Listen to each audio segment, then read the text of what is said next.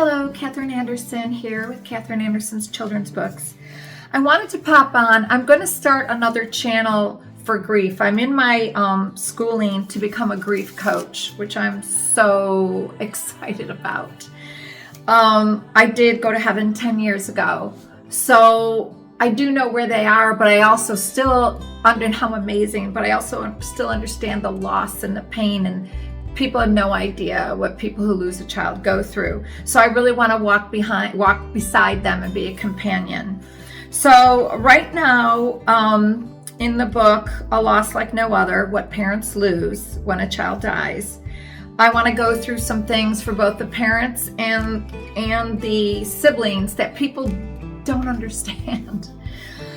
Diagnostic and Statistical Manual of Mental Disorders calls the death of a child a catastrophic stressor. It robs the parents of what they love most. It isolates partners from each other and deafens them to the cries of their own remaining children. For example, a 17-year-old in this book said it was like all the light and color drained out of our family. Grief for a child is wrenching and disabling too. It hits and lasts longer in maternal bereavement, the mothers.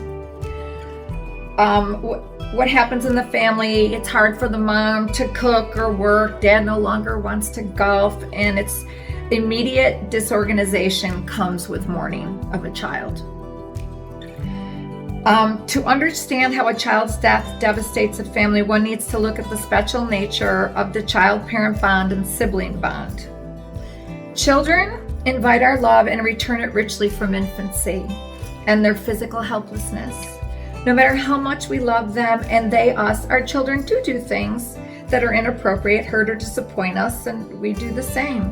But the love is so intense. Our children carry the hopes and aspirations that are most precious to us.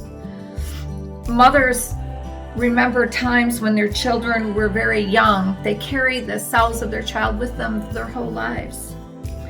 Your child gives you a job, an identity. For mothers, the sacrifices and hard choices are constant. From the day your child is born, you commit to protecting them. The children are the center of a parent's life, so you can understand the death of a child is a death of a child that rocks a parent's inner world and outer world. Our belief we can protect our child is an illusion, and we realize that.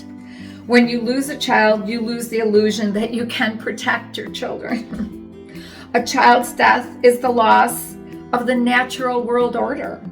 The loss of a child robs you of your future. When your child dies, you lose simultaneously on so many fronts. And in infancy, and in facing the catalog of your losses, you somehow still have the impossible task of looking to your other children who need you. So let's now hear, this is in the book, I'm reading from the one book, like pieces of it. So let's hear from the sibling survivors. And this creates the family undone. Children lose so much when a sibling dies. When they lose their brother or sister, they also lose their family as they knew it. They lose their parents because the parents are so disabled from their grief. The bond children share after the bond children share after parents is sibling bond. The strongest is the parent bond, the second is the sibling. They lose a mentor, a confidant, a playmate, a competitor. Siblings know each other, and it is a form of intimacy that is part of them. Only a sibling knows the truth of what it is like to grow up in that family. People coming after or on the outside have no idea of the family's true identity. They just see the train wreck left behind. Relationships with siblings help children define themselves. Children who lose a brother or sister lose the assumption of invulnerability and immortality that makes childhood so special and safe. Their loss isolates them from other children. Childhood is supposed to be the kingdom where nobody dies, let alone a sibling. These illusions can crumble in the sibling left behind.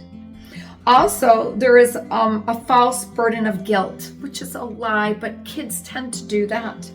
Siblings have no one to talk to. A sibling death isolates children from their friends.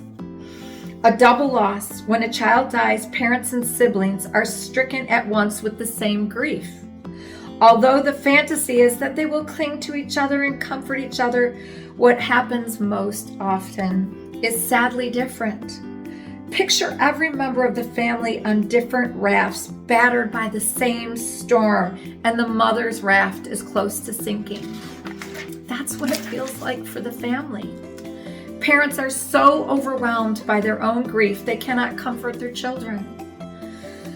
A climate for children to grieve. As a parent, you want to help your child grieve, yet 3 factors conspire to make it difficult. Number 1, adult reluctance to know that your child feels terrible pain. To know your child feels such terrible pain, you must do something, but you are immobilized by your own pain and simply do not have the strength to help anyone. Second, children limit their willingness or capacity to express. Children limit their willingness and capacity to express their grief, and they take breaks from grieving, like friends, play, hobbies.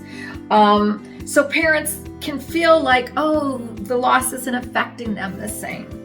Number 3, children are intrinsically sensitive to their parents' tolerance for pain, so they suppress it. Okay, Loss and the Family. This is a book. Loss in the Family, A Systemic Perspective by therapist Monica Goldrick says, it is essential that grieving children maintain their connection with their parents, because a lot of time it's broken for a while. When families can eventually come together and share their grief experience, quite positive changes occur, strengthening the family and every member in it. Families can then develop a clearer sense of life priorities. These are the positive, many positive things come up to all this negative. Families can then develop a clearer sense of life priorities, an increased valuing of relationships, a heightened capacity for intimacy, empathy, and service to others. Achieving these positive changes requires time and hard work. Grieving is a long haul.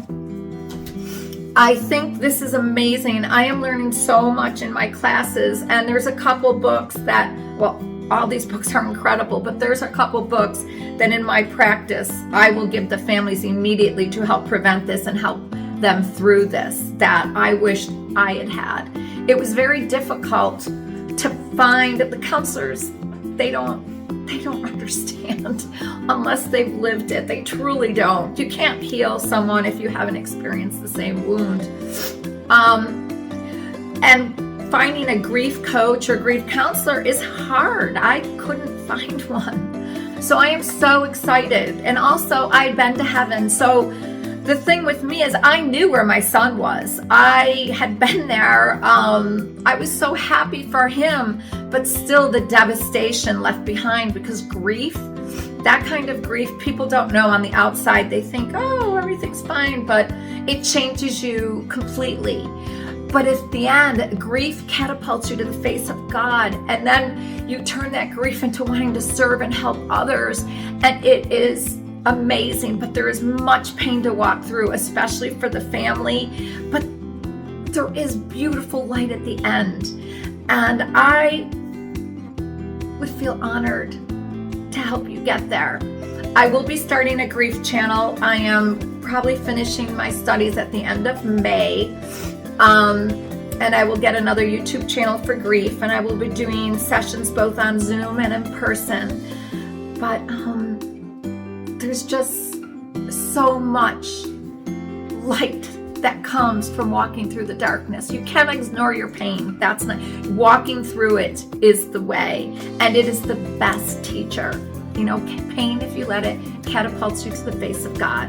This is Catherine Anderson with Catherine Anderson's Children's Books. Have a blessed day, and I will update you on my new YouTube channel.